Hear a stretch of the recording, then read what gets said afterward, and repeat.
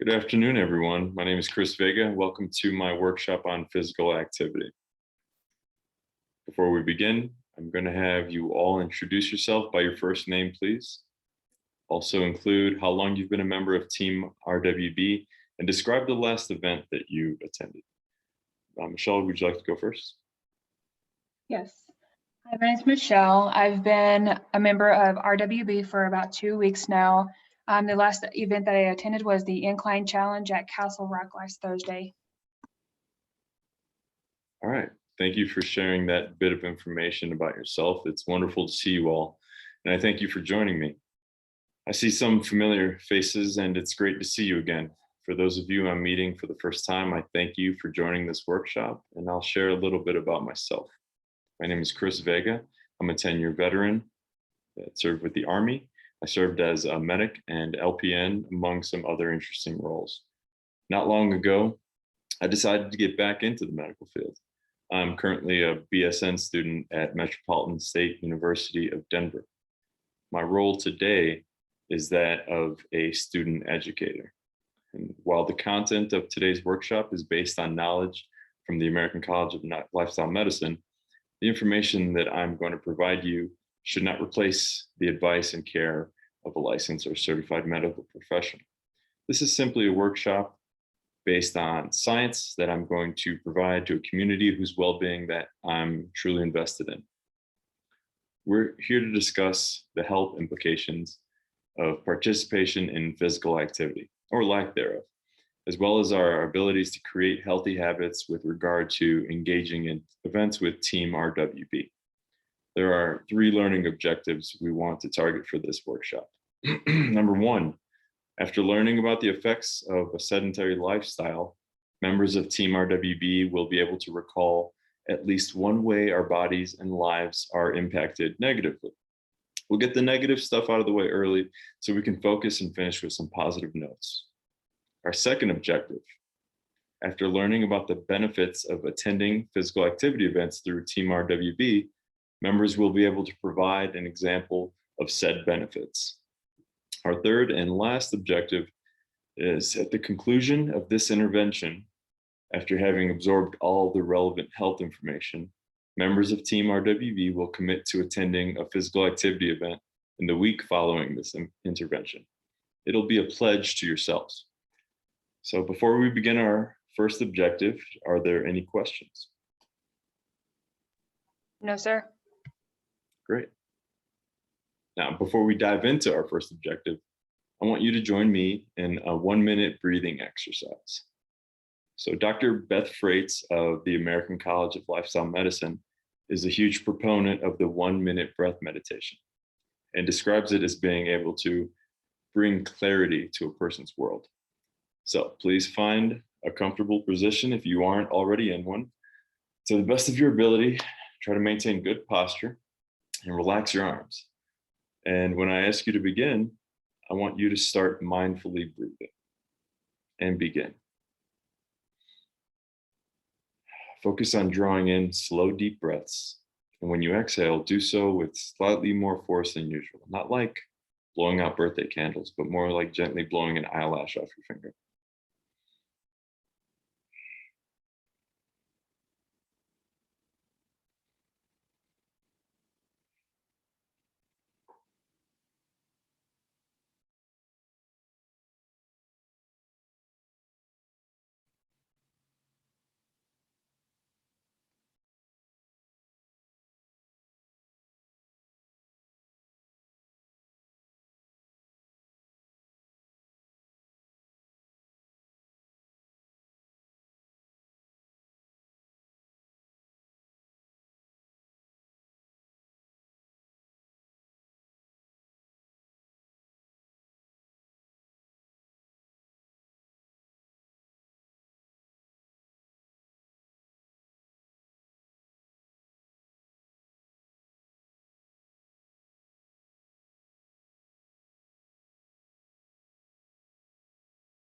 Okay, now that we've brought some clarity into our world, let's go ahead and dive into our first objective, which is, after learning about the effects of a sedentary lifestyle, members of Team RWB will be able to recall at least one way our bodies and lives are impacted negatively.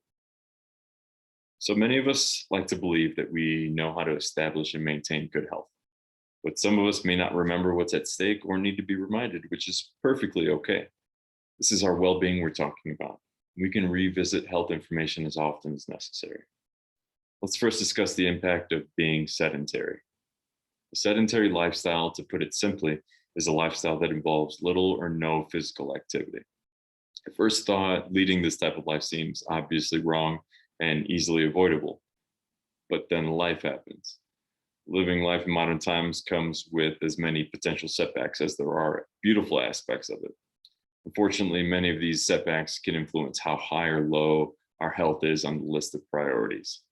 People tend to put self-care on the back burner in face of life stressors. The stress can be caused by finances, our professions, or being unemployed, relationships, injuries, or other health conditions, our immediate environments, pandemics, you name it. There always seems to be something that deserves more of our attention than exercise. But whether you're a couch potato or a work desk potato, we can't let that be our truth. Avoiding exercise can actually compound the problems that we face. And here's how. Being sedentary can lead to consequences that include the following. 1, hypertension. This is increased blood pressure in the arteries. It's often referred to as the silent killer. Over time, it can lead to serious conditions such as loss of vision, stroke, sexual dysfunction, and heart failure. Number 2 is cancer. There's an increased risk of experiencing certain cancers with a sedentary lifestyle, such as that of the large intestine and lung cancer, among others. Third point is decreased muscle mass. Overall, decrease in strength increases one's inability to effectively carry out our activities of daily living, and it makes it more difficult to reverse course as well. You'll have more work cut out for you to reach a healthy baseline. The fourth point I want to touch on is immunity. Being sedentary weakens the immune system. This is not a great problem to have, especially in the wake of a pandemic. And being immunocompromised can hinder quality of life. The next one is obesity. A not so fun but very important fact is that Americans reached an astonishing 42% obesity rate in 2018. Obesity-related conditions include those we've discussed so far and many we haven't touched on yet, including diabetes. There's an increased risk of developing type 2 diabetes. This is formerly known as adult onset diabetes. This means that because of your lifestyle, your body becomes unable to regulate the use of glucose and unable to regulate your blood sugar level. It becomes too high. It can lead to circulatory disorders as well as nervous system disorders. Another point is lethargy. This is basically feeling like you have little to no energy to accomplish what you want or need to. Ironically, the less active you are, the more often you will feel that way. 8, bone health, something that goes unnoticed or unappreciated. There's an increased risk of bone loss and experiencing fractures. Ouch. 9, depression. Mental health is not exempt from the impact of a sedentary lifestyle. Many who refuse to exercise regularly can experience lack of self-confidence, low self-esteem, or even depression. Sleep. There is a high risk of experiencing sleep disruptions or disorders. As I'm sure we've all experienced at least once in our lives, lack of sleep can affect every aspect of our waking lives. We're never at our best without some beauty rest, and poor sleep patterns can create a vicious daily cycle. Brain function. There has been a noted relationship between exercise and its effect on the central nervous system. More specifically, the myelination of our nervous cells. Now, for those of you who are unsure what myelination is about, myelin is a sheath that covers our nervous cells that ensures optimal function by helping to transmit messages from body to brain and vice versa. These are just some of the negative impacts of a sedentary lifestyle. Please keep in mind all of these conditions can arise even in healthy people, depending on some genetic predispositions or perhaps your environment. But being a potato will absolutely lead to experiencing these conditions. And just to reiterate, I'd like to share with you an infographic to really drive these points home.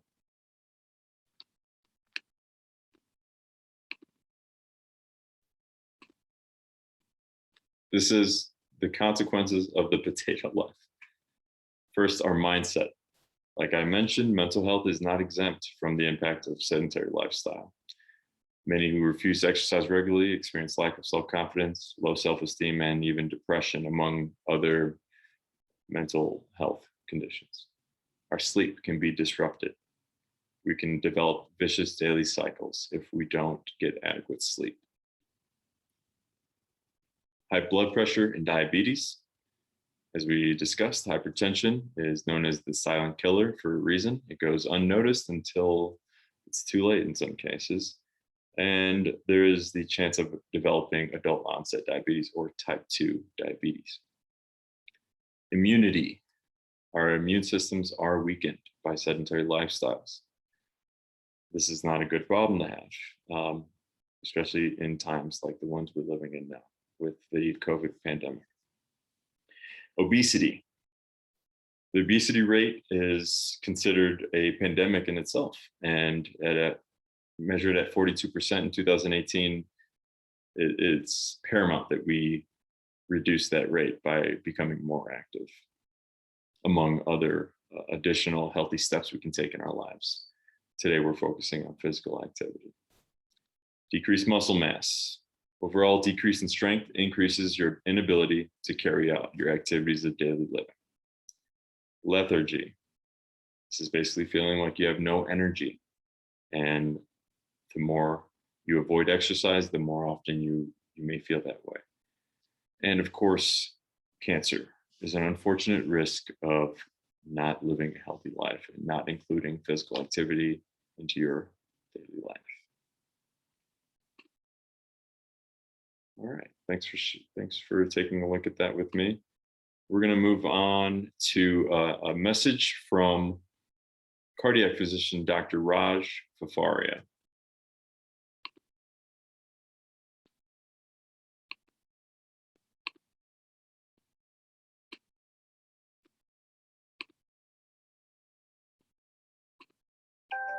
This is 60 Seconds to Good Health, brought to you by WakeMed Heart and Vascular Physicians. Exercise can help keep your heart healthy in a lot of different ways. People who are very sedentary, people who don't exercise, have increased risk for lots of different things. Risks of dying earlier than you would expect, risks of developing heart disease, risks of developing strokes, risk of developing diabetes, high blood pressure, high cholesterol.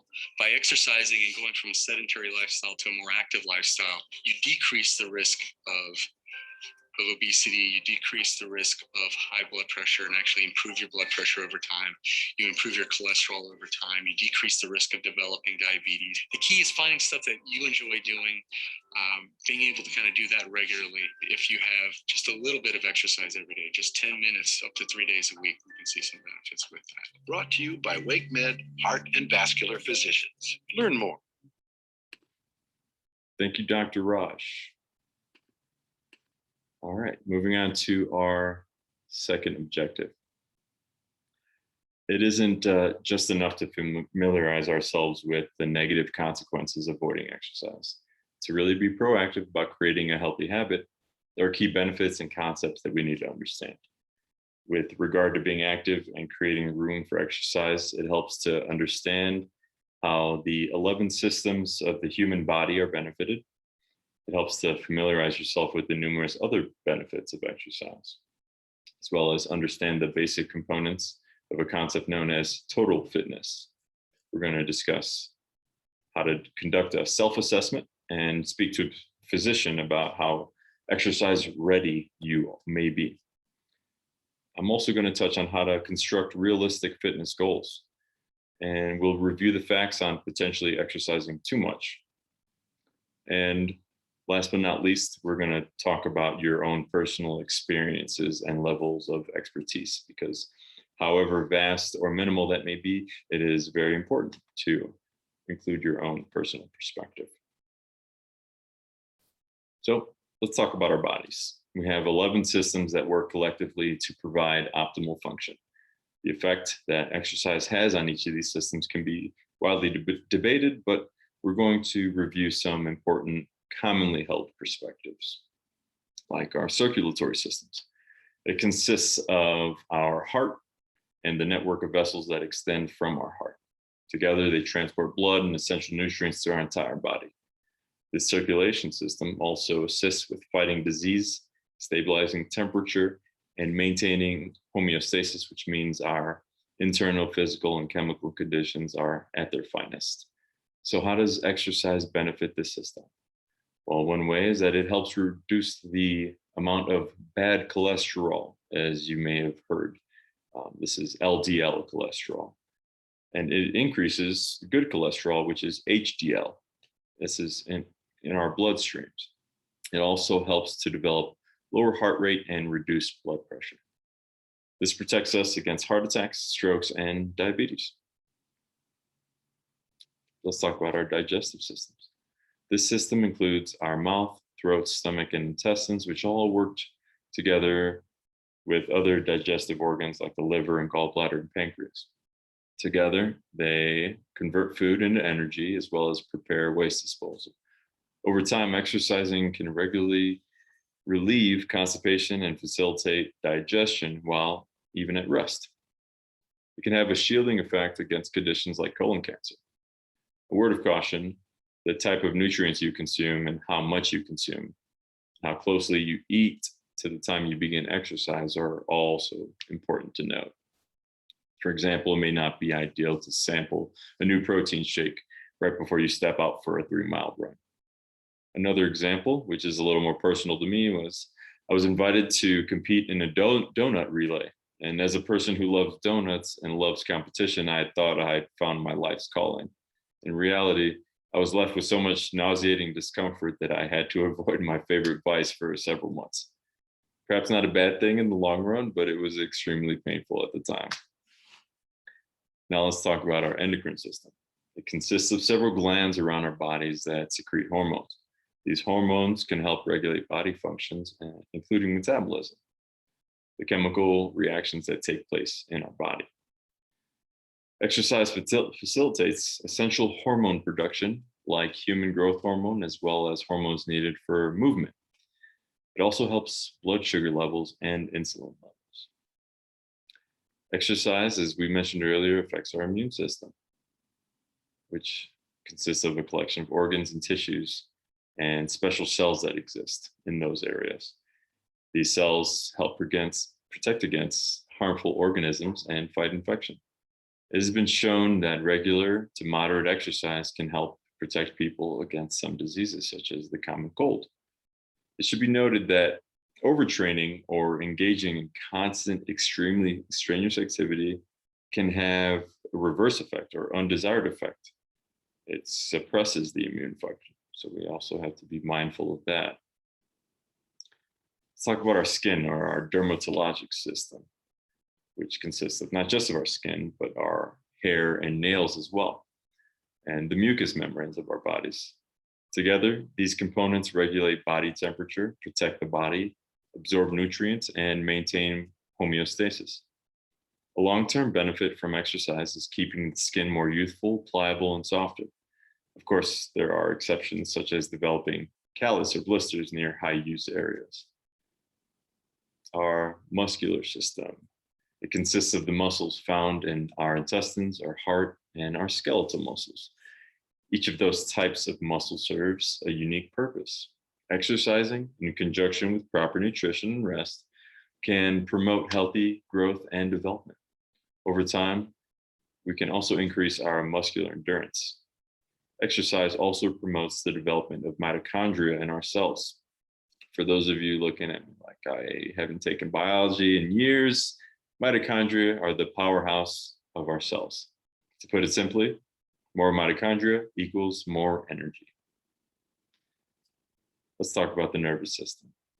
It consists of our brain and spine and the peripheral nervous system, which exists in the rest of our body. It's a network of nerves extending to the rest of our body. Exercise actually assists in the development of new brain cells. It also increases oxygen and energy pathways in these systems. Being active has also shown to improve cognitive function, reduce stress levels, and increase alertness. Let's touch on the reproductive system. Male and female are benefited by physical activity in a number of ways. For the male reproductive system, moderate endurance exercise promotes the overall quality of sperm as well as aid with blood vessel dilation. Increased blood flow assists with erectile dysfunction. With regard to the female reproductive system, moderate levels of activity have been shown to have a positive impact on a woman's reproductive health, including improvements in menstrual cyclicity, ovulation, and fertility. There are some potential downsides to engaging in excessive activity, but we'll talk about safety later on. Respiratory system. It consists of our lungs, diaphragm, mouth, trachea, and nose. This system allows us to breathe, which is the primary means of transporting oxygen and carbon dioxide to and from the tissues of our body. Exercise promotes increased oxygen absorption into the blood by increasing our heart rate and breathing rate. Over time, engaging in regular activity increases our endurance levels and lung capacity. Our bodies won't have to work as hard to accomplish physical tasks like climbing steps or playing with the kids. Our skeletal systems consists of all of our bones and the connective tissues that hold them together. It provides structure and support to our bodies, as well as enabling movement, producing blood cells, and storing calcium, among other important functions. Exercise can increase the amount of synovial fluid we have, and this is the super lube that keeps cartilage and joints their healthiest. Over time, physical activity can increase the density, size, and weight of bones. This means our bones have become stronger, more resilient to injuries, and recover faster when we are injured because accidents do happen. Our renal systems consists of kidneys and bladder, along with the tubules that connect them to each other and lead outside the body. They're responsible for waste excretion. The kidneys filter out our blood. This system also maintains fluid balance and secretes essential hormones.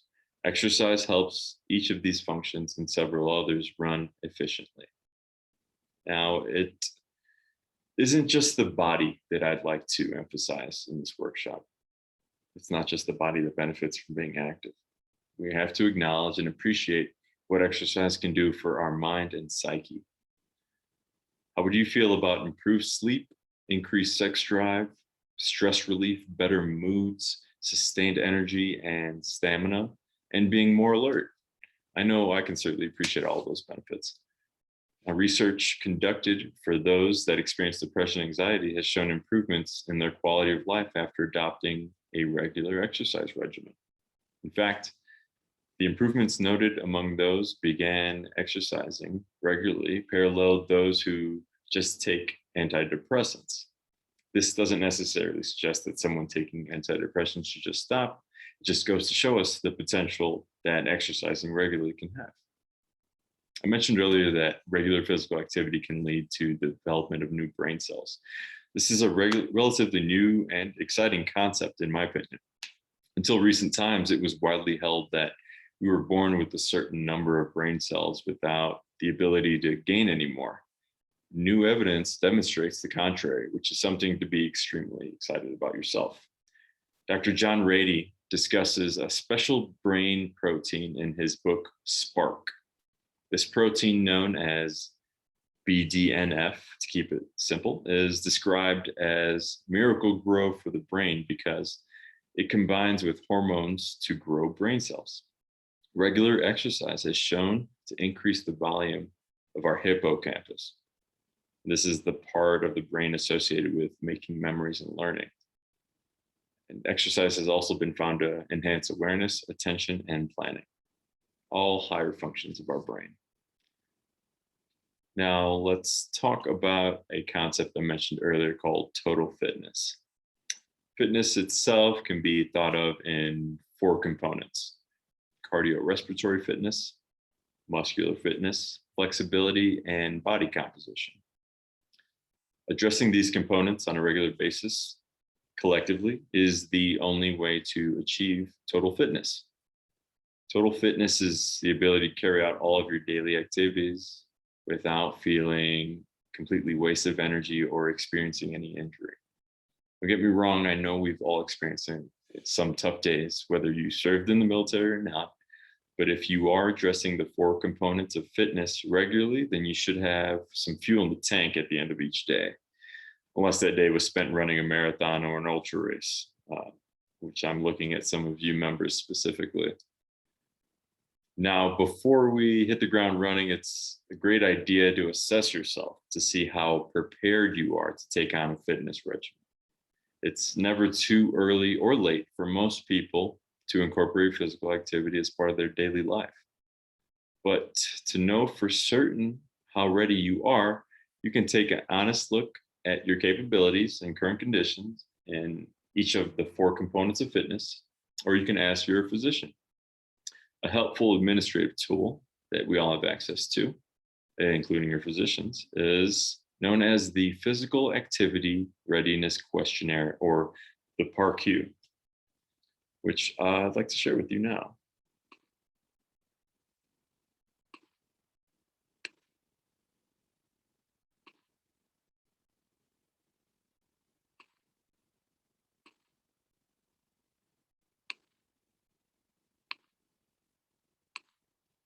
So how ready are we?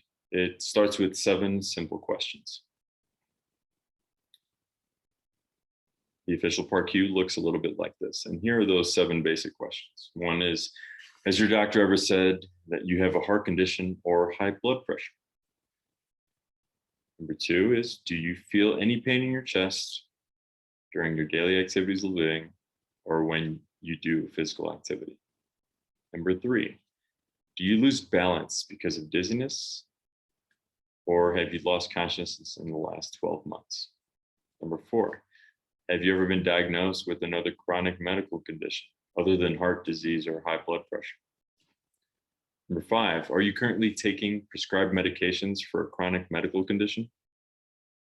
Number 6, do you currently have a bone, joint, or soft tissue problem that could be made worse by becoming more physically active? And finally, number 7, has your doctor ever said that you should only do medically supervised physical activity? Typically, answering yes to any of these questions would lead to further evaluation and more specific questions regarding those specific conditions. However, many people who can answer yes to any of these questions have found a regimen that works for them. This is just a guideline for people and physicians that need more guidance.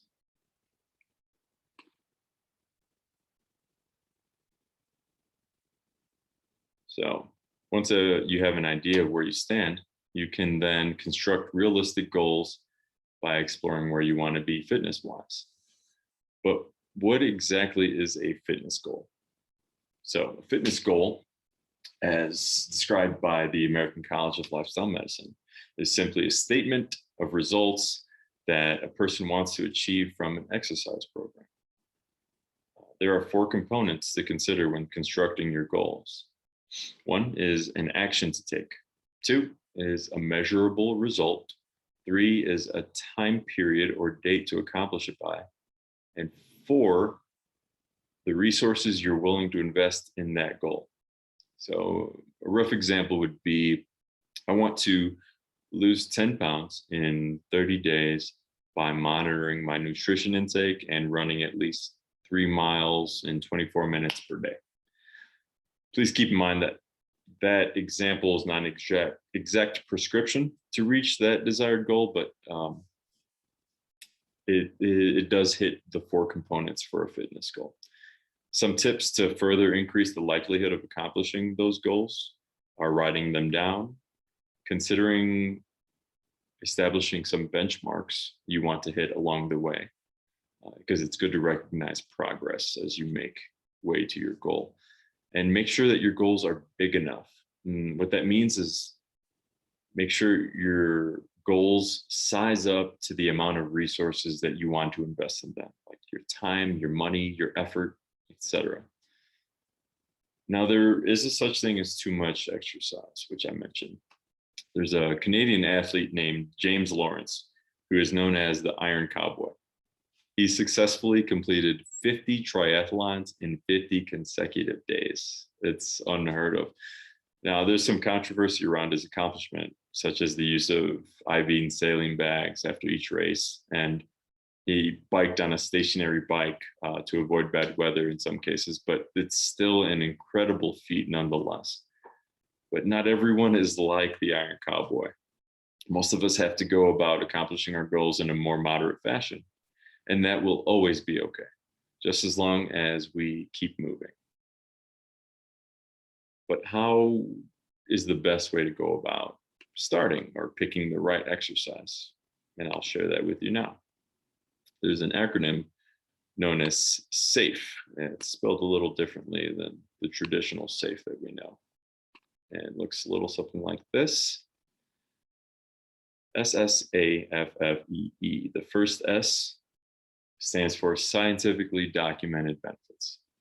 You should partake in something that has some evidence of proven benefits, so that you're not wasting those precious resources that we talked about, like time and money and effort. Second S is making sure that it's safe. An effective workout should not just subject you to physical pain, to the point of injury, rather. A is for appropriateness. It should be appropriate to your needs and your means. In other words, it should address the fitness changes that you wish to accomplish, but also shouldn't be spending a fortune to get your health on track. Convenience is key when starting out. F means that it's functionally sound. The functional driven exercise, the more functional driven the exercise is, the more it can be applied to real life. The next F is feel. Now, depending on design, machines and equipment have specific feels to them. The motion or stress required to do the exercise should be within your current skill set, or wheelhouse, as many athletes put it.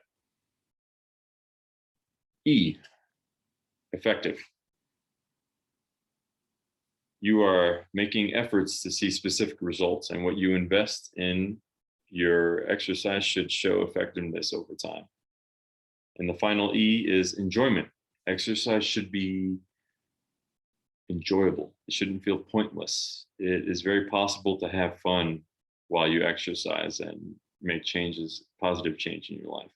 You should explore options that bring you some level of joy.